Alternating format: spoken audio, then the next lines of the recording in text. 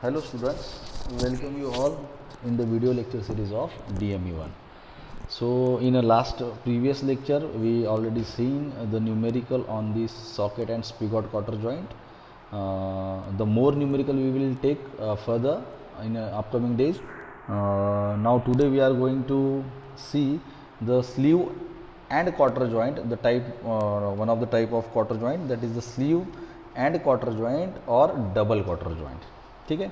तो अभी तक हमने क्या किया है, हमने अभी लास्ट लेक्चर में देखा था कि हमने डिज़ाइन प्रोसीजर देखी थी, स्पिगॉट एंड सॉकेट क्वार्टर जॉइंट की देखी थी. उसके बाद हमने उसके ऊपर एक न्यूमेरिकल देखा, थोड़ा सा प्रॉपर डिटेल में वो न्यूमेरिकल सॉल्व करके देखा हमने.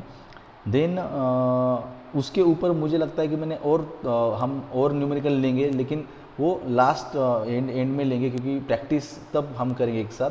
अभी मुझे ऐसा लगता है कि हर एक बीट को हम थोड़ा सा डिटेल में और थोड़ा सा अच्छी तरह समझ के लेंगे और बाद में न्यूमेरिकल पार्ट्स हम प्रैक्टिस के लिए ज़्यादा यूज़ करेंगे जैसे जैसे आपका यूनिट का सिलेबस ख़त्म होता आएगा. ठीक है. तो अभी हम स्टार्ट करेंगे. जो स्लीव एंड क्वार्टर जॉइंट है वो वन ऑफ द टाइप है, जो सेकंड टाइप है आपके क्वार्टर जॉइंट का. फर्स्ट टाइप था सॉकेट एंड स्पिगॉट क्वार्टर जॉइंट, अब है स्लीव एंड क्वार्टर जॉइंट जिसको हम डबल क्वार्टर जॉइंट भी कहते हैं. ठीक है. डबल क्वार्टर जो तो आपके सामने दिख रहा है ये फिगर आपको किस तरीके से डबल क्वार्टर जॉइंट को नॉमेनक्लेचर है. तो डबल क्वार्टर जॉइंट का नॉमेनक्लेचर आपके सामने दिख रहा है. तो इसमें होता क्या है कि इसके अंदर क्वार्टर पिन जो है वो दो यूज़ की जाती है, दो क्वार्टर पिन यूज़ की जाती है.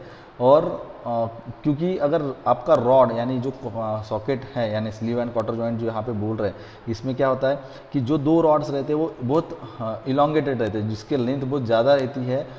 वहाँ पे अगर आपको कोई जॉइंट करना है तो आपको स्ट्रेंथ पर्पस के लिए आपको दो बड़े अलग अलग क्वार्टर जॉइंट्स एक डिफरेंट प्लेसेस के अंदर इंसर्ट करने पड़ते हैं.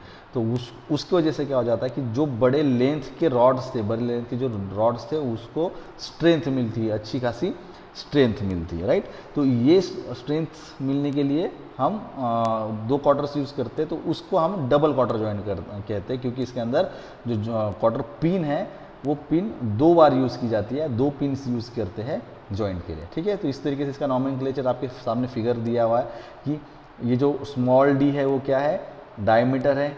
यहाँ पे भी स्मॉल डी रहेगा, वो डायमीटर किसका रहेगा, आपके रॉड का रहेगा.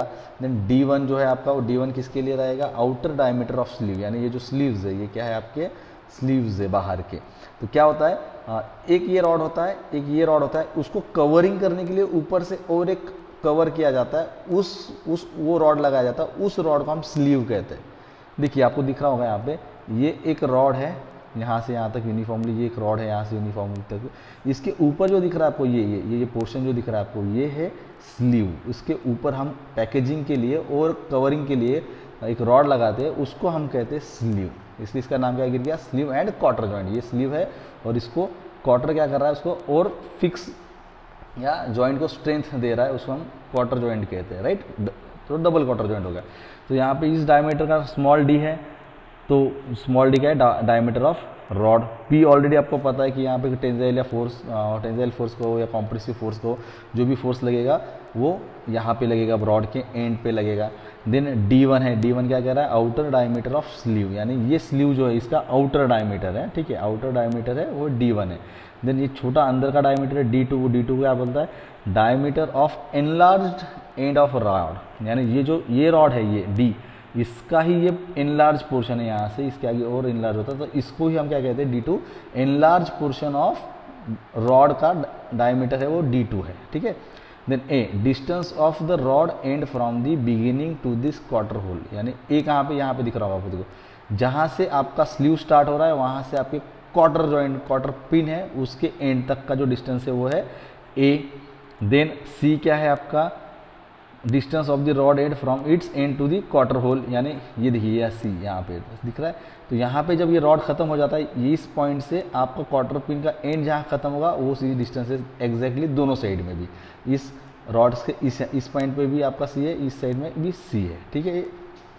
देन बी सबको पता है कि as a width of quarter, यानी सेंटर से ही विड्थ लेनी पड़ती है. आप यहाँ पे नहीं लोगे क्योंकि ये आपका इंक्लाइंड एक एंगुलर फॉर्म में है, इसकी वजह से आप यहाँ पे और यहाँ पे सेंटर में ही आप उसका विड्थ ले सकते हो, आप आजू बाजू में विड्थ नहीं ले सकते. ठीक है. देन नेक्स्ट है, आप यहाँ पे अगर देख रहे हो ये रॉड है, ये अंदर का रॉड है, उसका डिस्टेंस दो अलग अलग जो रॉड है अंदर सॉकेट की जैसी दिख रहे हैं आपको, स्पिगॉट की जैसी दिख रहे हैं, तो उसका डिस्टेंस दिया उन्होंने 4.5D, 4.5D यानी स्टैंडर्ड डिस्टेंस दिया उन्होंने कि 4 पॉइंट जो भी डायमीटर रहेगा आपका रॉड का उसको इंटू 4.5D करो, जो आंसर आएगा वो उतनी लेंथ रहेगी, इतना उसका लेंथ रखेगा। तो सेम दोनों भी स्लीव का लेंथ क्या रहेगा, बड़े स्लीव का यहाँ से जो दिख रहा है आपको ये स्लीव की बड़ी लेंथ क्या है कि 8 इंटू डी, यानी जो आप डायमीटर यहाँ फाइंड आउट करोगे, यहाँ पे जो डायमीटर फाइंड करोगे उसको इंटू 8 टाइम्स उसको करना है डायमीटर को, तो जो आंसर आपका आएगा उतनी ही लेंथ आपको स्लीव की लेनी है, जो स्लीव है उसकी लेंथ उतनी बड़ी लेनी है आपको, ठीक है, ये समझ में आया।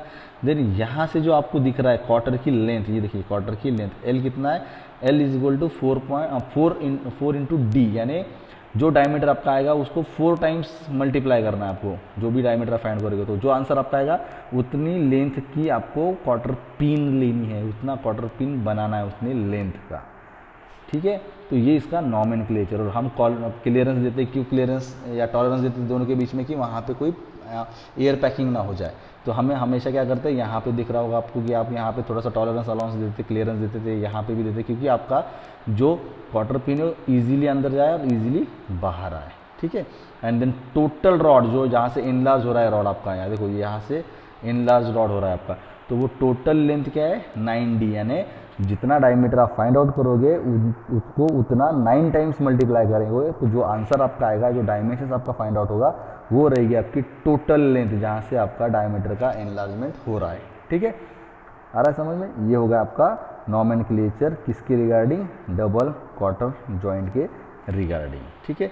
होपफुली ये समझ में आया होगा। अब हम इसकी सीधा टाइम ना वेस्ट करते हैं, हम क्या करेंगे इसके ऊपर सीधा डिज़ाइन प्रोसीजर के ऊपर आएंगे इसके। तो डिज़ाइन प्रोसीजर क्या है देखते हैं, ठीक है। तो हम अभी देखेंगे डिज़ाइन प्रोसीजर, तो यहाँ पे मैं लिखता हूँ डिज़ाइन प्रोसीजर फॉर स्लीव और quarter joint, sleeve and quarter joint और डबल क्वार्टर जॉइंट, ठीक है। Design procedure for sleeve and quarter और डबल क्वार्टर जॉइंट, ठीक है। तो ऑलमोस्ट आपका जो सॉकेट एंड स्पिगॉट क्वार्टर जॉइंट है उसका जो डिज़ाइन प्रोसीजर है उसका जैसे ही सेम ऑलमोस्ट ये भी है, बस इसमें कुछ हल्के से चेंजेस है, वही हल्के से चेंजेस हमें देखने हैं, ठीक है। तो सेम एज यूजुअल इसमें भी फर्स्ट प्रोसेस जो फर्स्ट स्टेप है आपकी, तो जो फर्स्ट स्टेप है क्या करोगे आप, calculate the permissible stress, calculate the permissible stresses. अब इसमें भी आप कंसीडर करोगे कि मुझे स्लीव के लिए अलग बनाना है, परमिसिबल स्ट्रेस निकालना है, क्वार्टर के लिए अलग परमिसिबल स्ट्रेस निकालना है, क्या सेम मटेरियल यूज़ करना है या डिफरेंट मटेरियल यूज़ करना है, ये डिपेंड करता है आपके मटेरियल का स्ट्रेंथ पे और आपकी कंसिडरेशन के फैक्टर ऑफ सेफ्टी के ऊपर। जैसे हमने स्पिगॉट और सॉकेट क्वार्टर जॉइंट के अंदर देखा था किस तरीके से हम चीज़ों को कंसीडर कर रहे हैं, किस तरीके से हम चीज़ों को एजम कर रहे हैं, ठीक है। तो सेम यहाँ पे भी हम देखेंगे, तो यहाँ पे भी एज यूजुअल हम क्या करते हैं, सिग्मा टी, यानी जब टेंजाइल फोर्स अप्लाई होगा तो टेंजाइल स्ट्रेस इंड्यूस होगा, तो टेंजाइल स्ट्रेस इंड्यूस होने के बाद वो परमिसिबल टेंजाइल स्ट्रेस कितना दे रहा है आपको, उसका फॉर्मूला है SYT divided by factor of safety. SYT यानी क्या, strength of material at a yield point, आप इसको SUT भी लिख सकते हो, यहाँ पे strength of material at a ultimate point ऐसा आता है। तो जो भी आंसर आपका आएगा वो किस में रहेगा, न्यूटन पर mm स्क्वायर में। तो जो आंसर आपका आया वो क्या रहेगा, परमिसिबल स्ट्रेस रहेगा, यानी ये स्ट्रेस जो इंड्यूस हो रहा है, आप जो फैक्टर ऑफ सेफ्टी ले रहे हो और जो स्ट्रेंथ ऑफ मटेरियल ले रहे हो, जो फैक्टर ऑफ सेफ्टी ले रहे हो, उसके कैलकुलेशन में जो स्ट्रेस इंड्यूस हो रहा है, जो स्ट्रेस आपका फाइंड आउट हो रहा है, उसको हम कहते हैं परमिसिबल स्ट्रेस। यानी इसके आगे परमिशन नहीं दी जाती है कि स्ट्रेस इंड्यूस अगर हो रहा होगा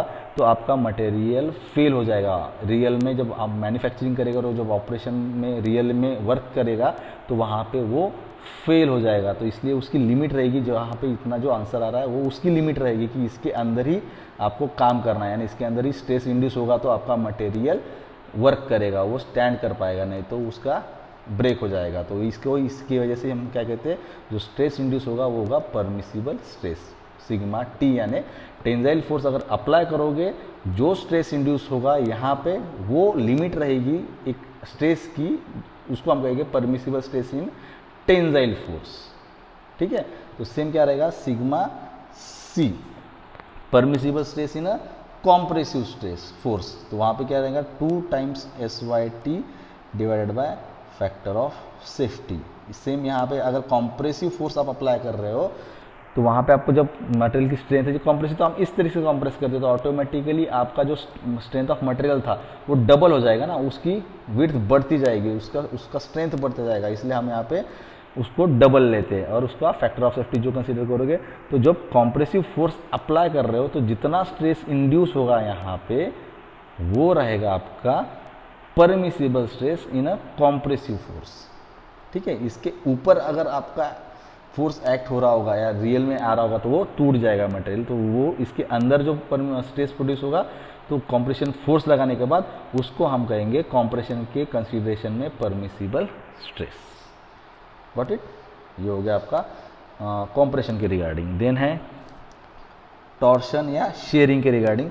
इसमें हम क्या करते हैं, हाफ, इसको हम 1/2 भी लिख सकते हैं और 0.5 भी लिख सकते हैं इंटू SIT, यानी जो स्ट्रेंथ ऑफ मटेरियल उसको हम क्या करना है, आधा लेना है। क्यों आधा लेना है, ये टॉर्शन है, ये शेयरिंग कहते हैं। शेयरिंग करने मीन्स यानी टूटना, यानी जब हम तोड़ते हैं तो मटेरियल की स्ट्रेंथ भी क्या हो जाती है, हाफ हो जाती है। इसकी वजह से हम यहाँ पे मटेरियल की स्ट्रेंथ हाफ लेते हैं, और उसका भी जो भी स्ट्रेस, उसके बावजूद जो स्ट्रेस इसके अंदर प्रोड्यूस होगा, जो आंसर आपका आ रहा है, जो स्ट्रेस यहाँ पे प्रोड्यूस होगा, वो क्या कहेगा कि जब आप कोई भी ट्विस्टिंग मोमेंट, कोई भी ट्विस्टिंग शेयरिंग फोर्स उसके ऊपर अप्लाई कर रहे हो, तो वो जितना यहाँ पे प्रोड्यूस हो रहा है इसके ऊपर अगर जाएगा, रियलिटी में एक्चुअल इसमें स्ट्रेस अगर इंड्यूस ज़्यादा हो रहा होगा तो आपका मटेरियल ब्रेक होने के चांसेस ज़्यादा होते हैं। उसके अंदर ही अगर स्ट्रेस प्रोड्यूस हो रहा होगा तो आपका मटेरियल विथस्टैंड करेगा, काम में आएगा। तो इसलिए उसको हम परमिसिबल स्ट्रेस कहते हैं in case of, in condition of sharing, इसको हम टाउ कहते हैं। ठीक है, देन नेक्स्ट स्टेप है आपकी calculate the calculate the rod diameter that is a D, rod diameter that is the D। उसका फॉर्मूला है P is equal to pi/4 into D square into sigma T। ठीक है, तो ये जब आप कैलकुलेट करोगे तो इसमें क्या है, P आपको ऑलरेडी दिया हुआ रहता है, pi/4 आप कैलकुलेट कर लेते हो, सिग्मा T और ऑब्वियस है यहाँ पे आप फाइंड आउट कर लेते हो, तो उसके बाद आपको जो D का आंसर मिलेगा वो कैलकुलेट आपको मिल जाएगा, क्योंकि यहाँ पे आपको D जो मिल जाएगा इन द फॉर्म ऑफ mm में मिल जाएगा, जो डायमीटर रहेगा वो mm में आपको मिल जाएगा। ठीक है, फिर थर्ड स्टेप जो है आपकी, जो थर्ड स्टेप है calculate the thickness, calculate the thickness किसकी, क्वार्टर की, थिकनेस किसकी है, क्वार्टर की, that is a small t। As usual जो फार्मूला स्टैंडर्ड हुए 0.31 इंटू डी। जब आप यहाँ पे d निकालोगे तो आपको ऑटोमेटिकली जब फाइंड आउट करोगे तो आपको यहाँ पे t मिलेगा इन द फॉर्म ऑफ mm, यानी उसकी थिकनेस मिलेगी, किसकी, क्वार्टर पिन की जो थिकनेस रहती है वो आपको यहाँ पे फाइंड आउट हो जाएगी और आपको मिल जाएगी। राइट, देन फोर्थ स्टेप है आपकी calculate the diameter, calculate the diameter that is a D2 यानी क्या, जो आपके सॉकेट के अंदर आपने जो नॉमेनक्लेचर में देखा था, D2 क्या रहता है आपका, diameter of enlarge rod diameter, जो बढ़ता है रॉड का बाद में जो बढ़ रहा था ना ऐसा, वो डायमीटर आपको कैलकुलेट करना है। तो उसका फॉर्मूला है, यहाँ पे लिखता हूँ,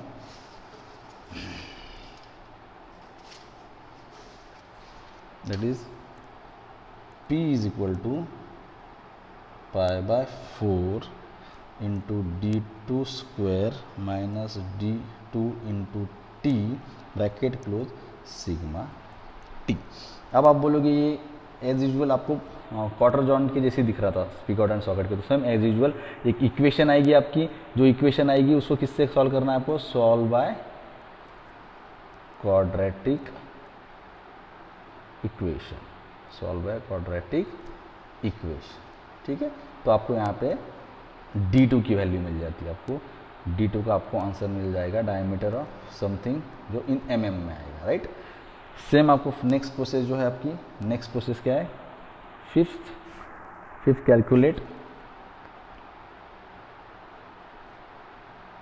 कैलकुलेट द डायमीटर D1। अब D1 क्या है, जैसा D2 क्या था, एनलार्ज डायमीटर ऑफ रॉड, तो D1 क्या है, आउटर डायमीटर ऑफ स्लीव। जो देखा होगा आपने, जो स्लीव था ऊपर स्लीव लगाया था, तो उसका जो आउटर डायमीटर है वो है D1, दैट इज D1। तो वो हमको कैलकुलेट करना है सेम फॉर्मूले से एज यूजल, उसका फॉर्मूला ऑलमोस्ट सेम ही रहेगा। P इज इक्वल टू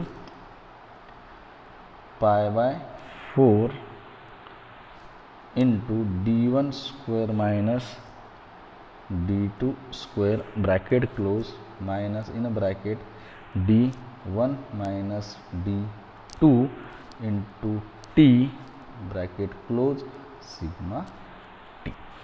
तो सेम एक इक्वेशन आप जब ये सॉल्व करोगे, इसके अंदर वैल्यूज पुट करोगे, आपको एक इक्वेशन फॉर्म हो जाएगी। वो इक्वेशन को फिर से हमको किससे सॉल्व करना है, सॉल्व बाय क्वाड्रेटिक इक्वेशन, ठीक है। उसमें b की वैल्यू, a की वैल्यू, c की वैल्यू आपको एज्यूम करनी पड़ती है। उसके बाद उसके अंदर पुट करने के बाद आपको आंसर मिलेंगे। तो आंसर किस तरीके से रहेगा, तो यहाँ पे आपको D1 फाइंड आउट हो जाएगा। तो D1 किस फॉर्म में रहेगा, mm के फॉर्म में रहेगा, right.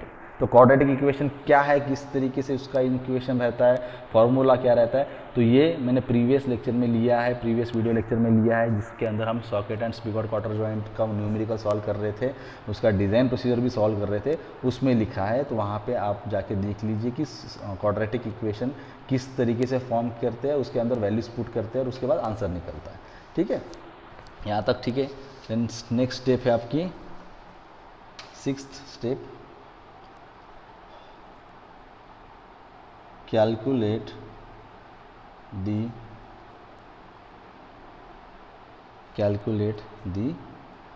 width of quarter, that is a b यानी क्या, width of a quarter। उसका बेसिक फार्मूला है p is equal to 2 times into b into t into tau. तो आपको यहाँ पे क्या मिल जाएगा, b in the form of mm, यानी उसका जो यूनिट है इसमें मिल जाएगा, ठीक है।